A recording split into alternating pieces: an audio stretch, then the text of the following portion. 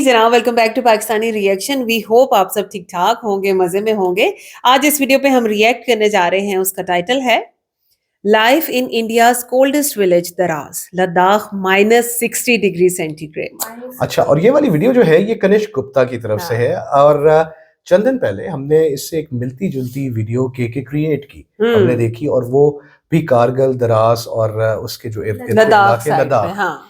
वहां पर वो गई थी। और जो कुछ उन्होंने दिखाया, भाई एक्सट्रीम ठंड है यार। मतलब आप इमेजिन नहीं कर सकते ऐसी किसी जगह पे। -60 को सुन के आप एक्साइटेड जरूर हो सकते हो, आप उसमें रह नहीं सकते सिर्फ हो। एक्साइटमेंट ही है, वो वही लोग वहां पे रह सकते हैं जो कि नस्लों से वहां पे रहते आए हैं। हम जैसे लोग सरवाइव नहीं कर सकते।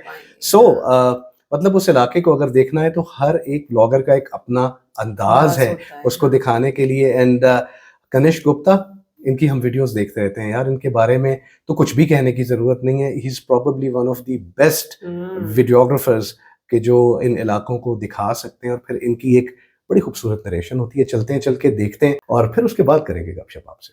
चलने से पहले अपनी वीडियो को स्टार्ट करें। हमारे चैनल पे नए हैं तो प्लीज सब्सक्राइब कर लें और बेल आइकन को प्रेस करना बिल्कुल मत भूलिएगा। हम चलते हैं अपनी वीडियो की तरफ। आप देख रहे हैं रिएक्शन रिदम।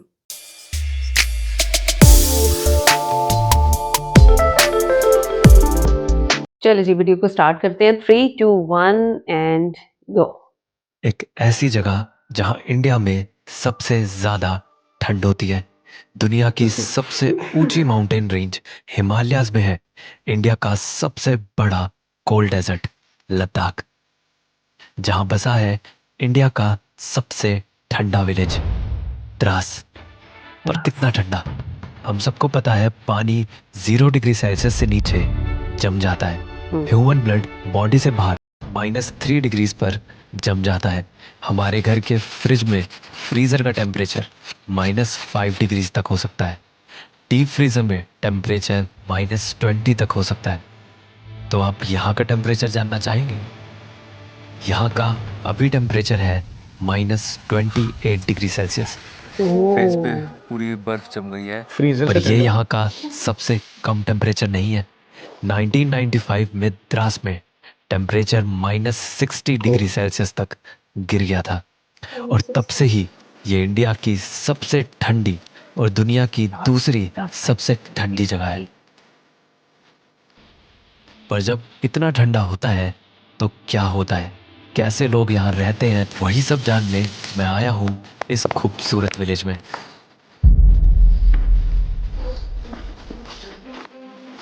चारों तरफ आपको बर्फ देख के और ये सब देख के तो समझ में आ ही रहा होगा यहाँ पे कितना ठंडा है, मेरे कपड़े देख के।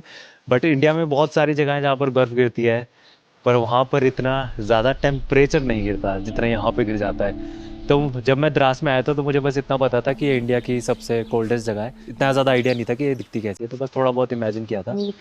तो मेरी उस इमेजिनेशन से भी कहीं ज़्यादा खूबसूरत ये जगह है एक्चुअल में। इतनी सुंदर जगह है ये सच में। मतलब चारों तरफ इतने खूबसूरत ऊंचे ऊंचे पहाड़ हैं, पूरे चारों तरफ जितने भी 360 डिग्रीज आप देख लो। और बीच में एक वैली टाइप का सा एरिया है जहाँ पर कुछ कुछ क्लस्टर्स बने हुए हैं घर के। तो जैसे कुछ एक साथ आपको 8-10 घर दिखेंगे, फिर कुछ दूर पे 8-10 घर दिखेंगे, फिर थोड़ी सी जगह पर दिखेंगे 10-12 घर, फिर नदी के उस पार कुछ घर हैं। और इतनी खूबसूरत होने के बाद भी अपनी ब्यूटी की वजह से फेमस नहीं है, बस इसलिए फेमस है कि ये कोल्डेस्ट प्लेस है। बट ये एक्चुअल में बहुत ज़्यादा ब्यूटीफुल भी है। मतलब सच में ये तो मैं मान गया। पर द्रास सिर्फ ठंडा है ये बात इसे खास नहीं बनाती, बल्कि यहाँ इतनी ठंड होने के बाद भी यहाँ 22,000 से भी ज्यादा लोग रहते हैं। तो इतनी पॉपुलेशन इस फ्रिज से भी ठंडी जगह में कैसे रहती है, वो जानने के लिए मैंने कुछ दिन यही गुजारने का फैसला किया, वो भी यहाँ की एक फैमिली के साथ। अहमद जी अपनी फैमिली के साथ इसी मड हाउस में रहते हैं, क्योंकि इतनी ठंडी जगह में रहने के लिए कोई आम घर काफी नहीं है। यहाँ के ये मिट्टी, कंक्रीट और लकड़ी से बने मड हाउसेस बहुत ही सोच समझ कर बनाए गए हैं। बल्कि इनमें ठंड तो कहाँ अंदर जाएगी, खुद अंदर जाने के लिए भी कई दरवाजे खोलने पड़ते हैं। तो यहाँ के घरों में जो दरवाजे होते हैं उसके ऊपर ये ऐसे करके ब्लैंकेट डाल के रखते हैं, ताकि अगर कभी दरवाज़ा खुले तो सीधे हवा एकदम अंदर आके उसकी गर्मी ना ख़त्म कर दे घर की। ये मेन गेट खोल के सीधे आप किसी कमरे में नहीं निकलते, क्योंकि यहाँ पे अब जो थोड़ी बहुत ठंडी हवा आएगी उसे यहाँ इसी कॉरिडोर में रोकना है, और उसके बाद एक और कॉरिडोर आएगा, उसके बाद फिर एक और दरवाज़ा खुलेगा और फिर किचन और कमरे वगैरह आएंगे बाकी के। तो इतनी अलग अलग जगहों पे अलग अलग दरवाज़ों पे ठंडी हवा को रोकते हैं ये। सिर्फ दरवाज़ा ही नहीं बल्कि यहाँ विंडोज़ का भी ख्याल रखना पड़ता है, क्योंकि हवा तो यहाँ से भी आ सकती है। इसलिए विंटर्स में घर की सभी विंडोज़ को शीट या पन्नी लगाकर पूरी तरह सील कर दिया जाता है। और कुछ विंडोज़ जो साउथ की तरफ है, जहाँ से धूप आती है, उन्हें रोज़ दोपहर में खोल दिया जाता है। बल्कि इस घर के फ्लोर में भी नेमत से कम नहीं कई होता। इंसुलेशन की लेयर करी जाती है। मैं यहाँ पर ये नीचे कारपेट बिछा रखा पूरा इन्होंने, और उस कारपेट के नीचे भी फॉर्म है ताकि नीचे ग्राउंड से भी ठंडक ना आए, क्योंकि ज़मीन भी ठंडी हो जाती है। अच्छा मोटा है। पर इतना सब करना भी यहाँ की बेरहम ठंड को रोकने के लिए कम पड़ जाता है। इसलिए यहाँ हर कमरे में बुखारी है, जो कि एक तरह का हीटर होता है, जिसमें लकड़ी और गोबर जलाकर कमरे को गर्म रखा जाता है, और साथ ही साथ खाना भी इस पर ही बन जाता है। और फिर भी अगर ठंड लगे तो ये लोग पिंक चाय पीते हैं, जो कि अभी बनाई जा रही है। ठंड में फ़ायदेमंद है। कश्मीरी चाय है ना?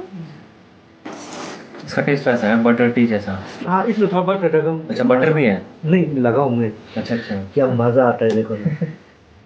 चाय को ऐसा पिंक कलर मिलता है बेकिंग सोडा अच्छा डालने कलर से। आया हुआ है। इसके टेस्ट के बारे में तो मैं ज़्यादा कुछ नहीं कहूँगा, पर यह हेल्दी होती है। बहुत हेल्दी।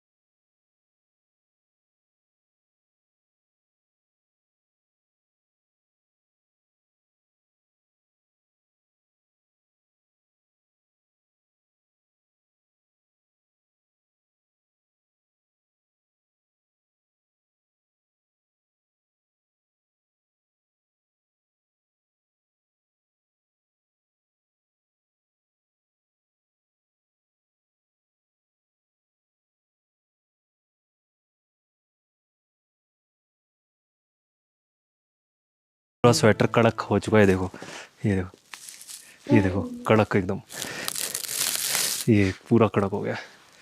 अगर मैं इसमें इसको मारूं,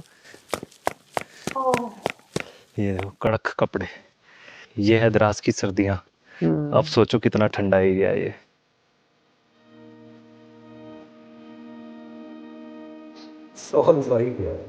बर्फ से भरी ये वादियाँ खूबसूरत तो लगती हैं, पर तब तक ही जब तक इस बर्फ को घंटों लगा के साफ न करना पड़े।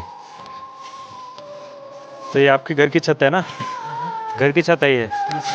घर की छत पे इतनी बर्फ, पता ही नहीं चल रहा छत है। ऐसा लग रहा जमीन है। सबसे ज़्यादा ठंड पड़ा था सर यहाँ पर 1995-96 में। उस टाइम बोलता है हमारे बाप दादे लोग बोलता है कि -50 अबव या 50 या -60 तक गया था बोलता है। -50 -60 तक गया था बोलता है सर। तब उस टाइम जो गाय का मतलब कमरा है ना सर, उसमें गाय उसे दीवार के साथ चिपक कर मर गया था बोलता है। किसके साथ चिपका? दीवार दीवार ओ अच्छा अच्छा। दीवार के साथ चिपक कर मर गया था बोलता है। पर ऐसी ठंड के बाद भी लोगों को यहाँ रहना मुश्किल नहीं लगता। हमें एक फख्र लगता है कि हम सिकंद फोल्डे से पुलिस के लिए। हाँ वही। हमें एक फख्र है। फक्र तो मुझे भी हुआ अपने यहाँ आने के डिसीजन पर, जब कुछ ही देर में ये खूबसूरत स्नोफॉल दिखी।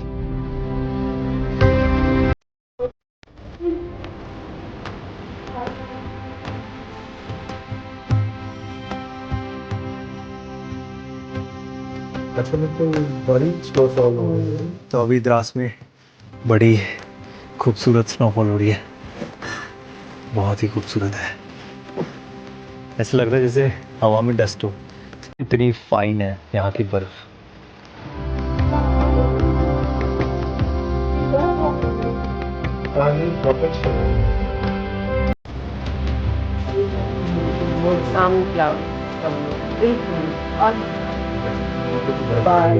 ऐसी स्नोफॉल होती है कि यहाँ पर अभी सब कुछ वाइट हो गया है पूरी तरह से। आसमान, जमीन और घर भी यहाँ के पूरे वाइट हो गए हैं, इतनी तेज स्नोफॉल हो रही है। यहाँ की स्नो बहुत ज़्यादा पाउडर फॉर्म में है, तो आप जैसे हटाओगे ऐसे करके ये भीगती नहीं है, ये आपका हाथ वाथ कुछ भी नहीं भीगता, ये पाउडर की तरह हट जाती है बस। क्योंकि यहाँ ठंड ज़्यादा है और यहाँ ज़्यादा कम टेम्परेचर होता है, तो इसलिए थोड़ी पाउडर फॉर्म की बर्फ है, एकदम रुई जैसी। अभी यहाँ से पूरा गांव दिख रहा है, बड़ा खूबसूरत लग रहा है। छोटे छोटे से घर पूरे जो एकदम वाइट, और फ्रॉस्ट नहीं होता जो पूरा धुआं है जो सर्दी का, उसमें लिपटे हुए हैं। और कहीं कहीं लाइट्स जलती हुई दिख रही है, लाइट कम हो गई है। स्नोफॉल चाहे आपने कितनी बार भी देखी हो, पर हर बार खुशी पहली बार जैसी ही मिलती है। और इसे देखते देखते कब रात हो गई पता ही नहीं चला। तो जब यहाँ पर इतनी ठंड है तो आप सोच रहे होगे कि मैं यहाँ सो कैसे रहा हूँ। तो मैं सो रहा हूँ यहाँ पर मड हाउस में, एक रूम है होम स्टे के अंदर, जिसमें यहाँ बीच में बुखारी लगी हुई है और अभी वो चल रही है। उसके बाद भी एक ब्लैंकेट ये लगाया हुआ है मैंने, एक ब्लैंकेट डबल किया हुआ है, और फिर एक मोटी रज़ाई है यहाँ की, और फिर अगर इसके बाद भी ठंड लगती है तो ये है हीटिंग पैड। तो कुछ यहाँ ऐसे रात में जब बाहर इतना ठंडा टेम्परेचर हो जाता है तो कुछ इस तरह सोया जाता है। तो चलो सो जाता हूँ, फिर सुबह बहुत ठंड में बाहर जाना है यार, सनराइज़ का शूट करना है।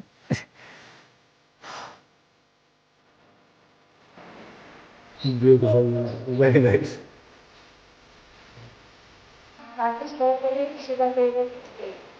टोटल वाइट आउट हो गया। सुबह की शुरुआत होती है गाय का दूध निकालने से, क्योंकि यहाँ की सर्दियाँ गुजारने के लिए आत्मनिर्भर होना बहुत ज़रूरी है। इसलिए यहाँ गांव में हर घर में लोग डेयरी के सामान की ज़रूरत के लिए गाय और अंडे के लिए मुर्गियाँ पालते हैं।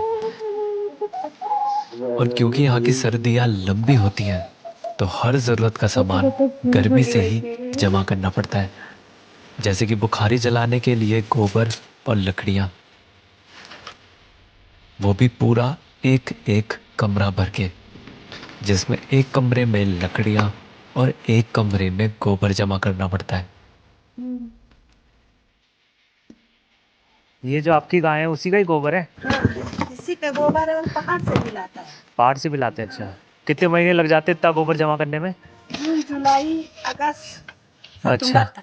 पूरी गर्मी तक मतलब जमा करते हैं। और गर्मी में उगा अनाज जैसे कि यहाँ उगने वाला जौ या बारले, उसे भी एक कमरे में जमा करते हैं। इसीलिए ही यहाँ बेडरूम से ज़्यादा स्टोर रूम होते हैं। बल्कि अपने जानवरों को भी सर्दी से बचाने के लिए उन्हें भी घर के अंदर ही रखना पड़ता है। डेढ़ महीने का है? क्या नाम रखा है कुछ इसका? इसका लुलू। लुलू। वही होते हैं ना सबके। तो इसे बाहर नहीं निकालते आप? हैं? हाँ, बाहर नहीं निकलते ना, आहिस्ते आहिस्ते निकलते हैं। ये देखो, ये तो बहुत उधम मचा रही। हाँ। ऐसे ऐसे खुश हुआ हुआ है ना। बच्चा इंसान का हो यहाँ या की जानवर एक कोई और शरारतें खास करने चीज से जो कि अटेंशन है सीकर होता है ड्राई बच्चा। टॉयलेट। पाइपलाइन तो यहाँ जम जाती है और साथ ही साथ ड्राई ड्रेन टॉयलेट। या नाली भी जम जाती है, तो इसलिए ये लोग ड्राई टॉयलेट यूज करते हैं, जो बाद में खाद में भी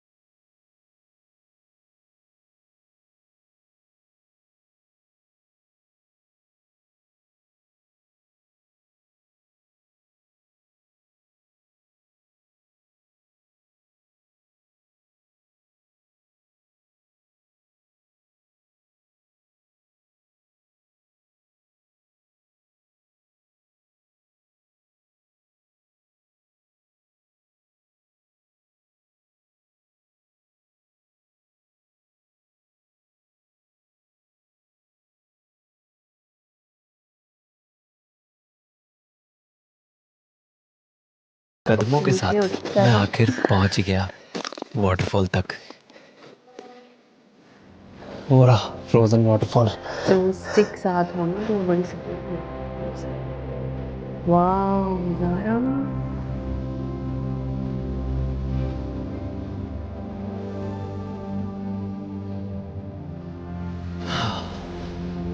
मुश्किल था यहाँ तक आना, बट बहुत ही सुंदर है यार ये वाटरफॉल।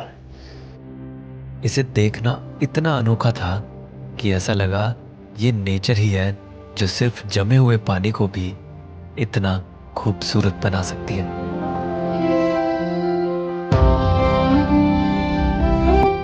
बल्कि इसकी बारीकियां देखकर लगता ही नहीं कि ये अपने आप बना हो, और इसकी यही बात इसे और खूबसूरत बनाती है।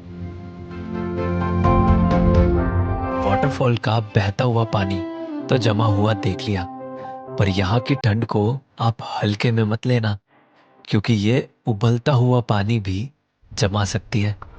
वो कैसे, मैं दिखाता हूँ। तो साइंस कहती है कि जब बॉइलिंग वाटर को -26 डिग्री सेल्सियस से ठंडे टेम्परेचर की हवा में फेंको तो पानी हवा में ही आइस क्रिस्टल्स में बदल जाता है, और ऐसा होता है मेबेम्पा इफेक्ट की वजह से।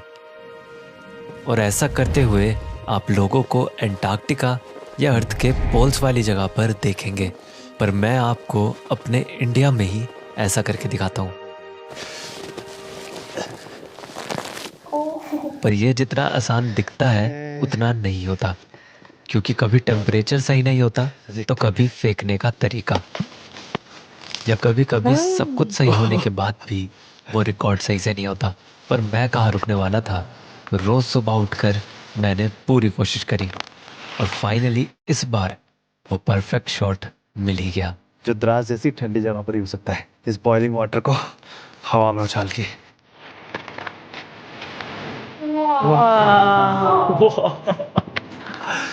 ओ वाह, बादल देख रहे हो वाला, वाह। नहीं एक बार तो ये पागल ट्राई करना चाहिए, मतलब तो यहाँ पर इतनी ज्यादा ठंड है कि जो बॉइलिंग वाटर है उसको हवा में उछालते ही वो पूरा फ्रीज हो जाता है। पर सोचने वाली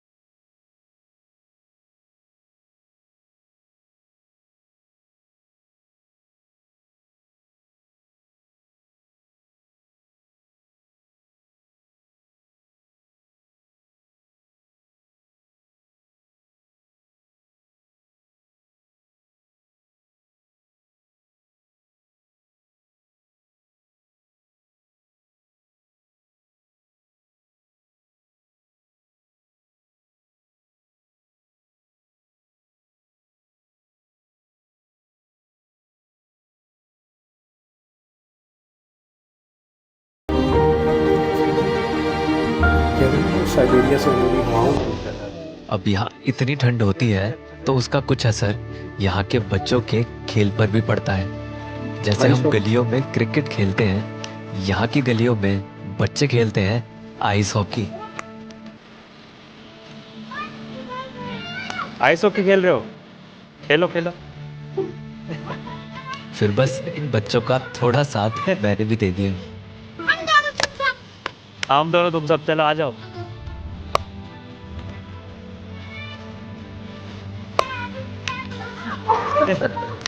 तो गली का आइस हॉकी खेलने के बाद मुझे मिला यहाँ का एक गवर्नमेंट स्कूल। इतनी ठंड होने के बाद भी यहाँ ना खेल रुक रहा था और ना ही पढ़ाई। अभी तो स्कूल बंद है, तो यहाँ पे ट्यूशन चलता है स्कूल जब बंद होता है तो। अच्छा अच्छा, पढ़ाई चलती रहती है पढ़ाई मतलब। चलती रहती है ताकि ये भूले ना, हाँ फिर विंटर में भूल जाते सारी चीज जो पढ़ा। अच्छा। बच्चों को इतने लगन से पढ़ते देख ये तो साफ है कि द्रास का फ्यूचर बहुत अच्छा होने वाला है।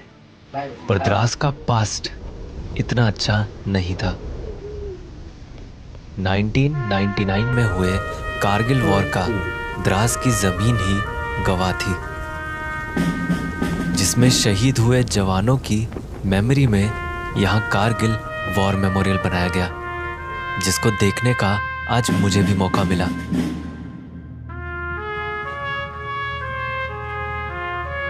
और यहाँ पर एक हमारा जो फाइटर जेट है वो भी लगा हुआ है, जो इसमें यूज़ हुआ है कारगिल वॉर के टाइम पे, वो भी खड़ा हुआ है यहाँ पर। और जितनी भी तोप और गन्स वगैरह यूज़ हुई हैं वो सारी यहाँ पर डिस्प्ले करी हुई हैं इन लोगों ने। और ये एक्चुअल है, जो एक्चुअल उस मोमेंट पे यूज़ हुई हैं, ये कोई उनका रेप्लिका नहीं है। अभी तक हमारे कारगिल वॉर और कारगिल में जितने भी वॉर्स हुए हैं उनमें जितने भी जवान शहीद हुए हैं उन सब के वो मेमोरियल बनाए हुए हैं। लगभग 397 सोल्जर्स की मेमोरियल है यहाँ पर। और इतने ज़्यादा जवान मतलब शहीद हुए हैं सिर्फ इस ज़मीन को हासिल करने के लिए। और बेशक यहाँ पर अभी बहुत शांति फील हो रही है, बहुत पीस है, बस तिरंगों के लहराने की आवाज़ आ रही है जो यहाँ पर लगे हुए हैं चारों तरफ। पर ये पीस जो यहाँ पर महसूस हो रहा है उसके पीछे की जो कहानी है वो बहुत ही शोर भरी है। और यहाँ पर आकर वो आपको शांति के साथ साथ वो चीज़ महसूस होगी।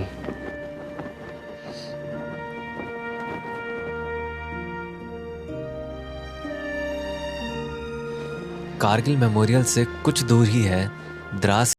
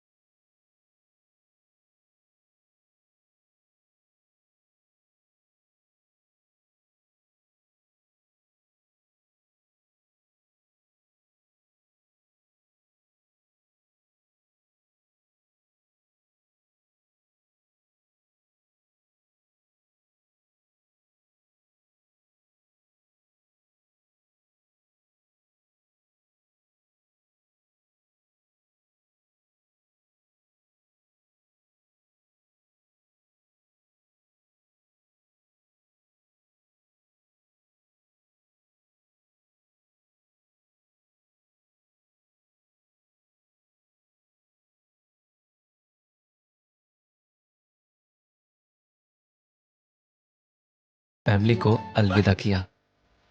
बाय।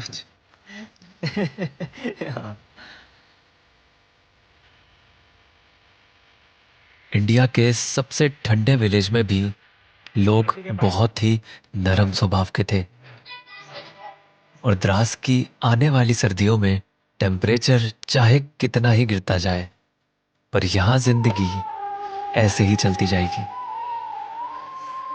आप लोग यहाँ से पानी ले जाते हैं हैंडपंप से, तो ये सारे डब्बे आपके, आप भर के ले जाएंगे खुद ये वापस घर? अच्छा। जहाँ हमने शिकायतों से अपना शहर भर दिया है, वही ये लोग सुविधाओं से खाली घरों को भी बिना किसी शिकायत के गर्म रखना जानते हैं। और इन्होंने ये तो साबित कर दिया है कि जीने के लिए सिर्फ सही सुविधाएं नहीं, सही स्वभाव भी जरूरी है। बाय। और अगर हम भी सही स्वभाव से चलें तो मुश्किल से मुश्किल मौसम भी हंसते हंसते गुजार सकते हैं। वेरी नाइस यार, बहुत मजेदार। अमेजिंग वीडियो यार, मतलब -60 सुनना बहुत अच्छा लग रहा है, लेकिन आप ये देखें कि वो लोग वहां पे कैसे सरवाइव कर रहे हैं। चले -60 ना सी, वो 1995 में उन्होंने बताया कि हुआ था, लेकिन आप ये देखें कि -28 के अंदर भी रहना कोई बच्चों का खेल नहीं है, बहुत ज्यादा मुश्किल बात है। -20 के ना तो फ्रीजर बर्फ जमाते थे। हाँ, मैं वही बात हाँ, करने हाँ, लगा था हाँ, कि हाँ। फ्रीजर से तो ठंडा है भाई फिर भी। अच्छा खैर, एक जरा थोड़ा सा टॉपिक से अगर हट के बात की जाए ना, तो this is the beauty of life actually, कि आप ये देखो कि even the remotest corners of earth, आप ये देखो कि नॉर्थ और साउथ पोल में भी तो लोग रहते हैं ना, हाँ जी, लेकिन फिर अपना घर ही होता है। बिल्कुल। अच्छा, इस वीडियो के अंदर एक मुझे ना सिमिलैरिटी सी नजर आई, खास तौर पे वो शुरू के जो है पहले 5, 7, 8 मिनट के अंदर, कि जिस वक्त शाम हो रही थी और साथ बर्फ भी पड़ रही थी, हाँ। एग्जैक्टली उसी तरह की हट्स, उसी तरह का बिल्कुल वाइट आउट हुआ हुआ, मुझे एक लम्हे के लिए बिल्कुल फिनलैंड की जो याद आई। हाँ, बिल्कुल मुझे फिनलैंड का, वाओ। और ऐसा मैं बल्कि आप लोगों को फिनलैंड की तस्वीरें दिखाऊंगा हाँ। और आप एग्री करोगे इस वीडियो के साथ, उसको कंपेयर करके देख लेना, आपको लगा जैसे आप फिनलैंड में हो। अच्छा, वहां और भी आप इसी तरह इंतहाई शदीद सर्दी होती है। मैं वही देख रही थी कि जब स्नोफॉल हुई, हम्म। किस कदर खूबसूरत लग रहा था, और एक जैसी स्नोफॉल हो रही थी, और ये नहीं कि बस हुई और खत्म हो गई, वो कॉन्स्टेंटली चल रहा था वो अच्छा, सिलसिला उसका। उसकी एक उन्होंने वजह बताई ना, और आज आपको ये science behind the second coldest place on earth, आपको उसकी भी समझ आई कि ये बिल्कुल प्याले की तरह है। हाँ। साइबेरिया से आने वाली जो हवाएं होती हैं वो यहाँ पे ट्रैप हो जाती हैं, रुक जाती और यहाँ पे उसने, अगर वैसे तो वहां पे रेनफॉल नहीं होती क्योंकि ये हाँ। सारी एरिड माउंटेन्स है, बिल्कुल हरियाली नहीं होती हरियाली यहाँ पे, लेकिन यहाँ पे जितना भी पानी का कंटेंट आता है वो सारा इन्हीं मंथ्स के अंदर स्नोफॉल के जरिए हो जाता है। सो ये एक बड़ा फैसिनेटिंग फैक्ट था, नॉलेज था बेसिकली, जो हमें इस वीडियो से मिला। अपार्ट फ्रॉम दैट, अगर कनिष्क की जो वीडियोग्राफी है, सिनेमेटोग्राफी, इनकी वीडियोस में जो हमें देखने को मिलती है, टॉप नॉच है यार। और अगर मैं ये कहूँ कि बल्कि आप गाइड कीजिएगा, और आप इस चीज़ से शायद एग्री भी करेंगे कि कनिष्क की वीडियोस के अंदर आपको जो नरेशन, सिनेमेटोग्राफी, वीडियोग्राफी, ये उस लेवल की मिलती है जो कि बिल्कुल एक वर्ल्ड क्लास डॉक्यूमेंट्री के अंदर होनी चाहिए। फ़र्क सिर्फ ये है कि यहाँ पे आपको एक ऐसी ज़बान में वो तमाम चीज़ें सुनने और समझने का मौका मिल जाता है जो कि आपकी अपनी ज़बान है। और फिर जो एक चीज़ बहुत ज़्यादा फैसिनेट करती है कनिष्क की, और वो सॉर्ट ऑफ इनको क्लास अपार्ट करती है, वो इस तरह से कि ये जो लोकल्स के साथ जो जाके इंटरेक्ट करते हैं, चाहे वो बच्चे हों चाहे वो बड़े हों, और फिर उनकी बिल्कुल फैमिली मेंबर बन के उनके साथ जिस तरह से करते हैं। देखें कि जहाँ पे वीडियो के अंदर दिखाया कि वो शाम का में चाय वगैरह पी के आए, वो उनके घर से बच्चों की तस्वीरें वगैरह ली।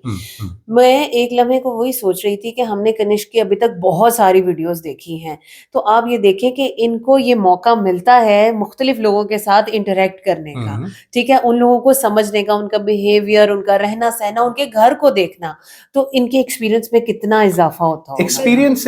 एक्सपीरियंसेस मोना उस वक्त आपके काम आते हैं जबकि आपकी इंटरेक्ट करने की जो स्किल्स हैं वो आपके अंदर हों। अगर मतलब आप चाहे लैंग्वेज आए ना आए, वो हर किसी से बात करना उनको अच्छा लगता है कि वो हाँ, बात कर रहा है। डेफिनेटली। अच्छा, उसके बाद इस वीडियो की एक और खास जो बात थी वो क्या थी, वो ये थी कि आपने बेसिकली ये second coldest place on the planet, वहां पे लोग रहते कैसे हैं, आपने उनके घर बार देखे, आपने, और आप ये चीज देखो कि इतनी सर्दी है कि तीसरी लेयर में जाके आपने अंदर रहना है। पहला दरवाजा खुलेगा, वो हाँ, कॉरिडोर के अंदर खुलेगा और क्योंकि उसको ट्रैप दरवाजे करेगा। के आगे ब्लैंकेट्स लगे हुए हैं, ठीक और है। आप ये चीज देखो कि वो एक लोकल जो थे वो वहां के बता रहे थे कि मेरे दादा के जमाने में एक गाय वो शेल्टर के अंदर थी, जी, वो जी। सिर्फ दीवार के साथ चिपक के वो मर गई इस वजह से कि ठंड की वजह ठंड से बहुत दीवार भी, ज्यादा थी, मतलब हाँ। पत्थर भी तो जमे हुए पत्थर होते हैं भी ना। थे, हालांकि हाँ। आप ये चीज देखो यार, -60 इज बियॉन्ड कॉम्प्रीहेंशन। और खास तौर पे अगर इसको सिटी लाइफ के साथ इस तरह से कंपेयर किया जाए कि एक मैदानी इलाके से उठ के कोई बंदा